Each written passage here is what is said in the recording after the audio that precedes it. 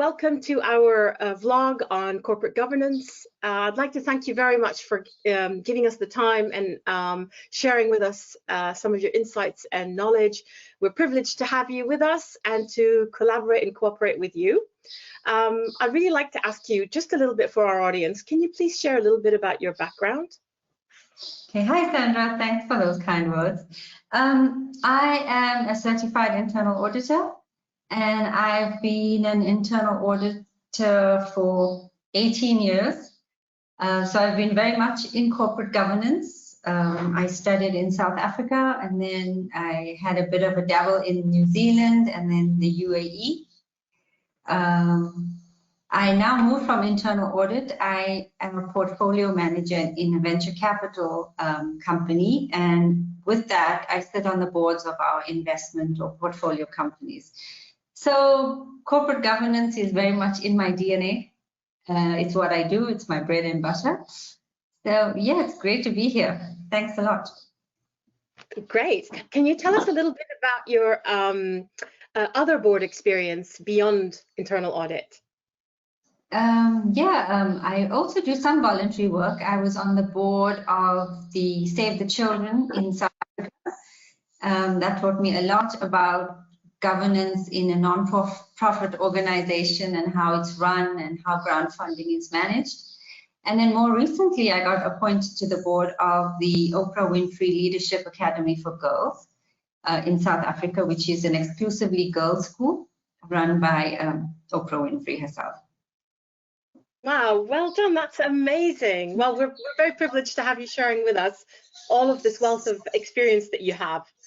Can you tell us, so, you know, obviously we've chatted a little bit about your background, but can you tell us a little bit more detail about corporate governance specifically?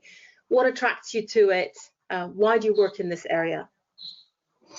Okay, you know, when people talk about corporate governance, I feel like they don't really get the gist of what it is. It's a kind of buzzword that people use. So I think let me just go back a bit to talk about how it all began. You know, with the Industrial Revolution, we had this concept or the separation of ownership and the actual control of a company. So the shareholders owned the company for the first time, and there were managers and directors who actually run companies. And there's a book, a very good book called The Wealth of Nations, where Adam Smith says, you can't expect directors, I mean, I'm paraphrasing here, but he says you can't expect directors of companies being managers of other people's money to really manage their money with the same vigor or vigilance that you manage your own money. And that at the heart of is what corporate governance is how do you get directors and managers to look after a company with a lot of stakeholders as if it was their own. That's how I see it. So, I mean, with this separation, there were lots of developments in the corporate governance field. And then in the 90s, we had the Cadbury Code in the UK, which for the first time defined what corporate governance was. And the Cadbury Code said, corporate governance is just basically a system by which a company is directed and controlled. And it's a set of relationships between the shareholders, the board, the stakeholders, employees. And then over the years, I mean, in the 21st century, we had all these scandals, Enron being the most famous or infamous of all of them. And a lot of companies, a lot of governments started taking corporate governance seriously, because how do you hold a company to account? A company that has so much influence on communities and stakeholders and employees. And so with that, we had the Sarbanes-Oxley legislation in the US. We've had updated codes in the UK. You had the combined code in the UK, which I think ran from 1999 to 2000, or until 1999. And here in South Africa, we had the King Code, all of which basically try to define and put corporate governance into some kind of framework. So now there's a lot of different governance models. So In America, for example, the Sarbanes-Oxley is very rule-based, compliance-based. It's you have to comply with what their legislation says. For the UK, for example, you have the comply and explain, and in South Africa now we've moved away from comply or explain to apply and explain. So basically, in essence, after all of that, and corporate governance is basically about ethical and effective leadership. And how do we create this ethical culture that ensures legitimacy of the people who run the business, ensures good performance, and ensures some kind of ethical control and effective control of a company. That's what it is. On behalf of the shareholders. That's right. And they can, or stakeholders even, if you want to be a bit more broad. I mean, we've moved away from shareholders now to a whole stakeholder inclusive model, where we're looking at employees, the community, legislation, shareholders, all of it. That sounds really good. And there's a bit of a debate that goes on in the background sometimes around the role of internal audit in relation to corporate governance. And how, first of all, what is the role of internal audit, and to whom is the internal audit function beholden? Okay, so internal audit basically is an assurance function. We are the third line of defense in this model, where we have the first line being management, and then the second line, management who control the business, who must implement the strategies for good performance of the company, steer the ship. The second line of the defense is also an assurance function, but they report to management. So it is your legal and compliance function within a company. It could be risk management, health and safety, for example, or reporting to management and the CEO within the company.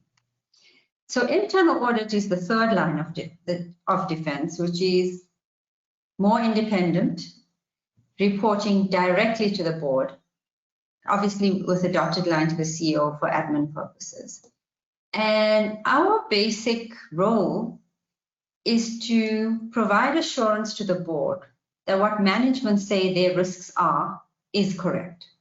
So if management saying, this is a huge risk for us and we are managing it in this way, and therefore we assess the risk as lower, our job is to come and say, yes, that's correct. In essence, that's what it is. So internal audit have to be very careful about their independence and their objectivity, but also stand shoulder to shoulder with management, So it's a kind of a dance, but, effective internal audit can play a very good role and very effective role in corporate governance. And in comparing and contrasting the role of internal audit with the role of an external auditor that is brought in, so for example, one of the big four and so on, how would you say that is, how do you compare the two roles? So external audit has a different function to internal audit. Internal audit is focused on the management of risk.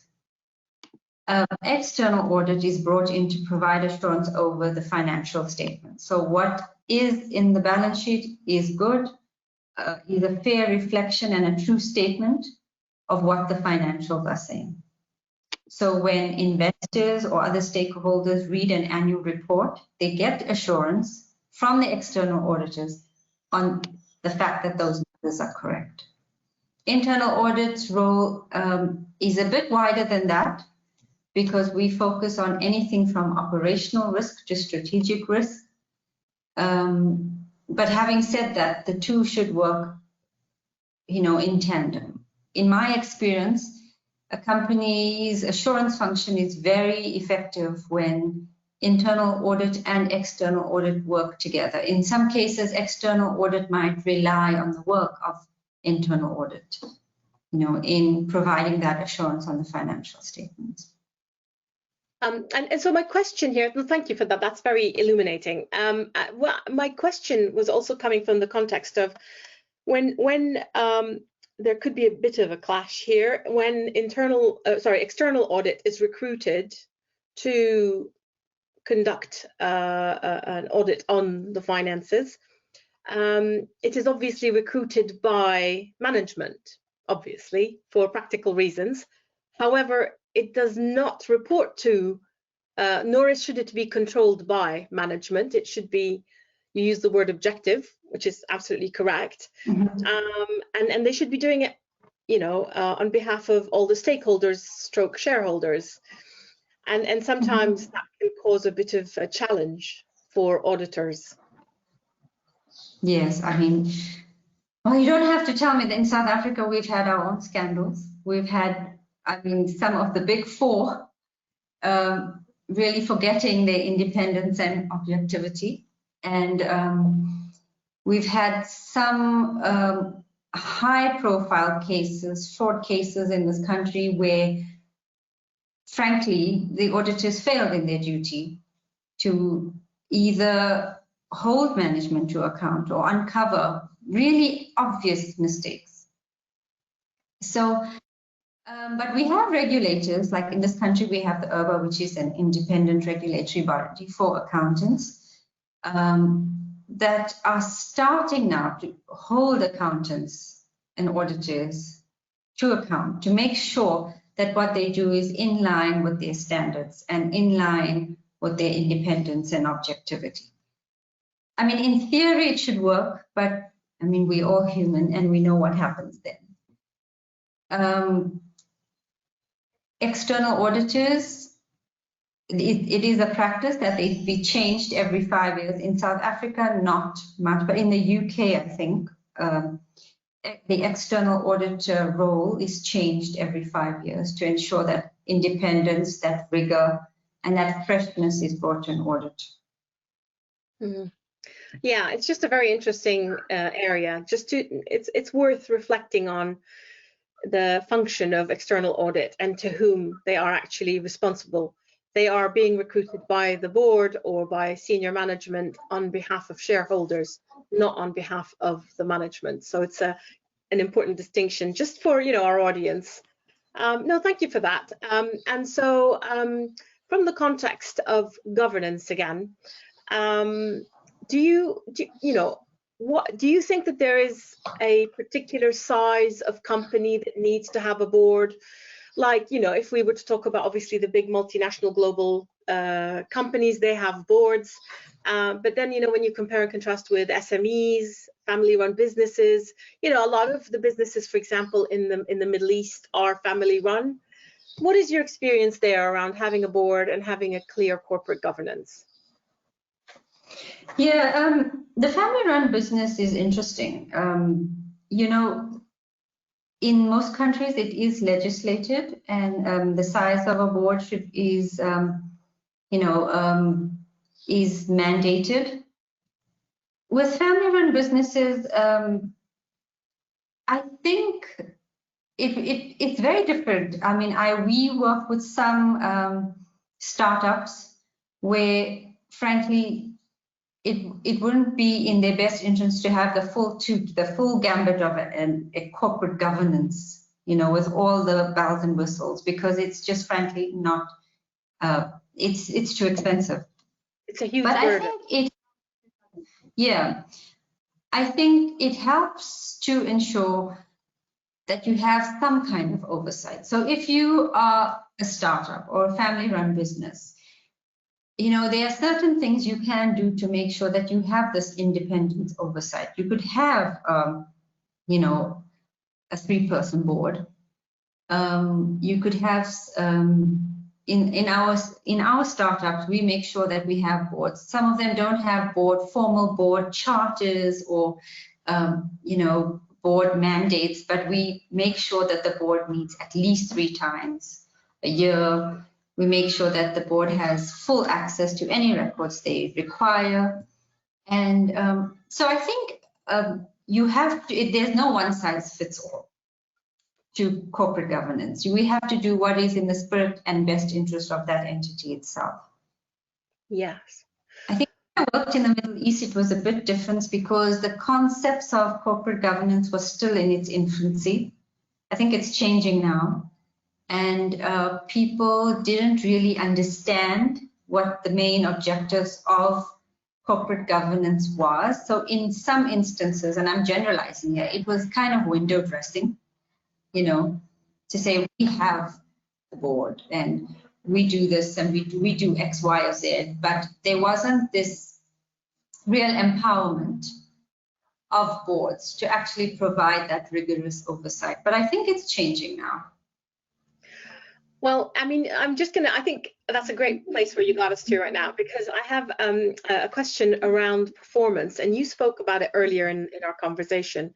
So, you know, when we talk about boards and governance, so it would be really interesting in terms of, like you say, empowerment and actually the board being able to drive the strategy, the agenda of the company to make it a successful entity. So what kind of measures or, you know, performance measures for the board do you think could be, or have you seen that are implemented somewhere to track the performance of the board in terms of, you know, how efficient it is, how effective? Well, in my experience in South Africa, we have board effectiveness reviews that can be conducted every 5 years or 3 to 5 years. And boards are also encouraged to do these when board positions change. So, if, for example, if someone resigns and comes back and another person is appointed to the board, we have these effectiveness reviews, and that can be done independently. We have an institute here called the Institute of Directors in South Africa, and they conduct these board effectiveness reviews. But the other things you can do, for example, when new board members are appointed to a board, you can have board induction programs that can be very effective in positioning the company, you know, explaining to board members what industry they're operating in, how the corporate governance works in the entity, what are their goals, you know, giving them a proper induction into the company and sharing with them what is expected of them. We also have programs that board members could go on. Here, you could become a certified director or a chartered director in South Africa, and this training is conducted by the Institute of Directors. So for us in Lireas, what we do is you don't have to become a fully fledged certified director, but we encourage new board members to go on to the Being a Director training series that explains to them really just all the ins and outs and what their duties are of becoming a board member.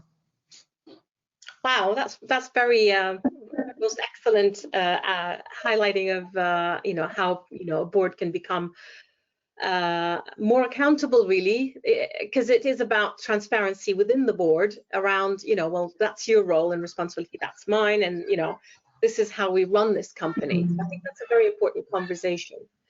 And just leading on from that, really, a question around how do you see, how can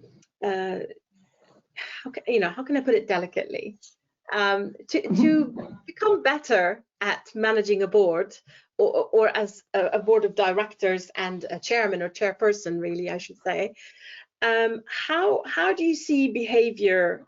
You know, what kind of behavior should these, you know, these individuals be displaying?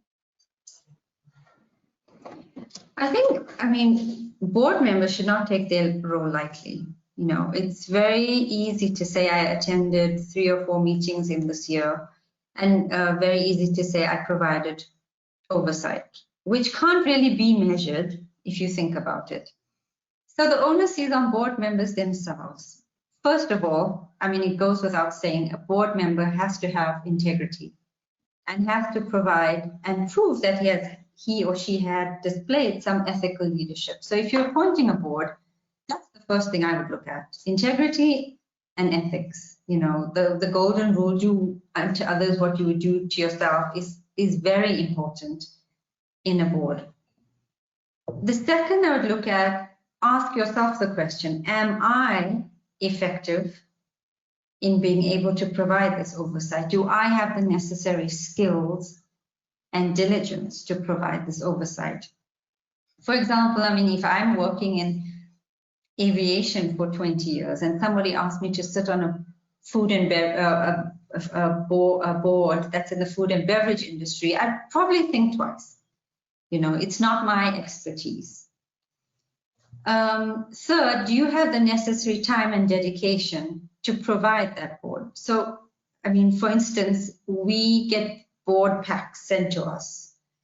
And very practically, 2 weeks before board meeting, do you have the necessary time and effort to go through each paper in that pack with the question in mind to look at the issues wider than that paper reflects in preparation for that meeting? Because it's not just about showing up, it's about actually doing the work and the homework that's required before attending the board meeting.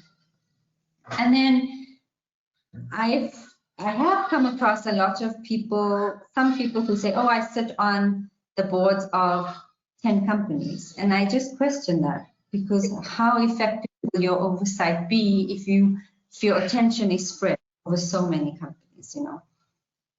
So it's a bit about questioning yourself before you get appointed. And then for the chairman or the board who's considering that appointment, I think not only about technical skills, but think about issues like relationship. Can you work with that person? Relationship, integrity, ethics. That's very important. Yes, and sort of a little bit on that theme of the relationships, interrelationships between board members and how well they work together or not. And indeed, what you mentioned around being able to dedicate the time and to do all the preparation, which is time consuming to actually add value to the board through your contribution. Mm-hmm. Would you say, you know, argument says that it is the chairperson's responsibility to give feedback to board members if they are distracted, playing on their phone, yeah, not contributing consistently for a long period of time, and so on. But, you know, do you feel that the board should also have a responsibility there, or do you leave that to the chair? No, I mean, the board is only effective if you have robust discussions and if you feel that you can speak your mind. Having said that, there are channels of communication that you must go through. So if there is a problem with a certain member, it is the duty of the chairman of the board, or the chairperson, shall I say, of the board, to deal with that.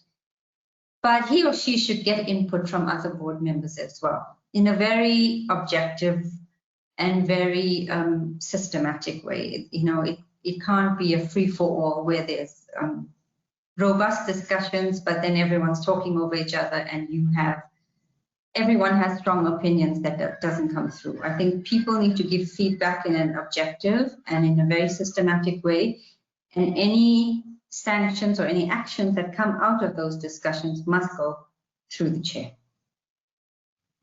Great. It's very difficult sometimes. I mean, because corporate governance is about relationships and because we're all human, it doesn't necessarily work out that way. You could have very strong CEOs, for example. You know, I've come across companies that were founded by these really strong CEOs who, I mean, this is their baby, and they know where the company is going. They can see where it's headed, and then they clash with the board, and the chairman might not be as strong or strong-willed as the CEO, and then the CEO ends up walking all over the board. So there are challenges in corporate governance, and it comes down to actually relationships at the end of the day. Mm. Yes, well, I'm going to pick you up on that one and ask you something related to that. You'll be pleased to hear, okay, Prisha, we're going to release you very soon. much longer.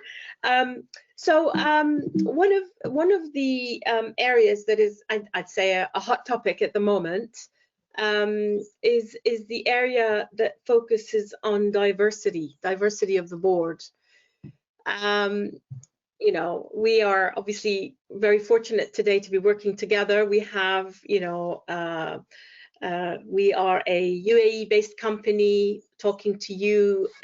You are based in South Africa, and part of our team is based in the UK. So, you know, we are representing a global perspective, if you will, which is, I think, really great, but particularly as I believe corporate governance and with globalization, that is, you know, inherent. You know, you have to have a little bit of cultural sensitivities and knowledge, and understanding and appreciation for the different contributions. So having said that little spiel, I was just trying to make way to segue to say, in the UK, there's a perception, I'm not saying this is a fact, or maybe I am, that the boards are predominantly white, male, and middle-aged.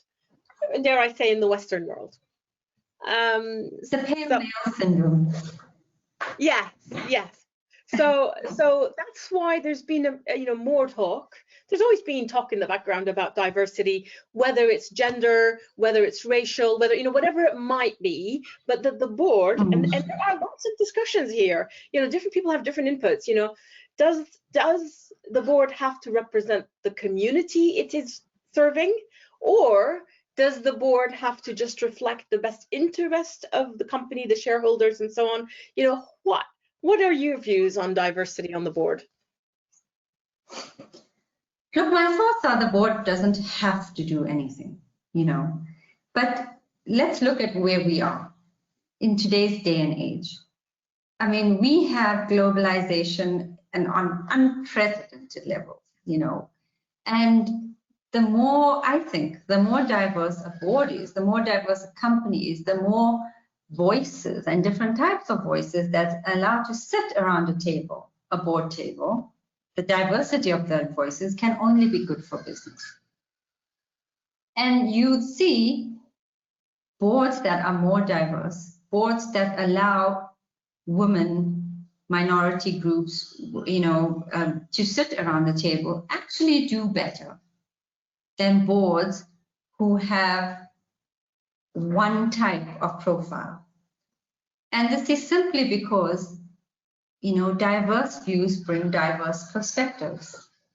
I can tell you from my experience in, I mean, the financial services sector in South Africa, I mean, after 21 years of democracy, is still very much dominated by white males. As you said, in the UK, there is a push to bring females onto boards, to bring more diversity onto the boards. It's happening, but it's slow in the financial services sector. But we've seen with our companies that the more diverse a board is, the more you get more robust discussions, you get a wider perspective of viewpoints. And for example, in my company now, we are, you know, really consciously trying to overcome these unconscious bias, to get people who don't look like us to be on boards, to get people who don't sound like us to be on boards. And that can only be good for governance. Thank you. Yeah, well, I mean, I agree. That's, you put it so beautifully. And sort of a very last question. I'm going to keep doing this to you, no? No worries.